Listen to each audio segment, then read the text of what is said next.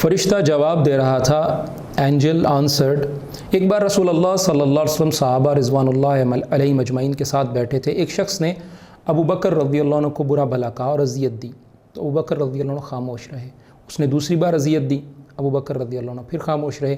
جب اس نے تیسری بار اذیت دی اور تکلیف دی اور برا بھلا کہا تو ابو بکر رضی اللہ عنہ نے اس کے بدلے میں اس کو کچھ کہا.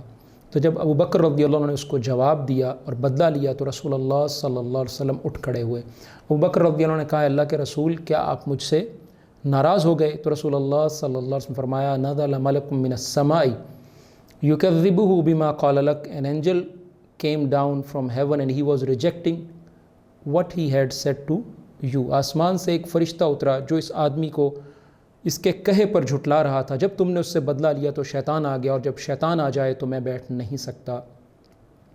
ابو داؤد 4896.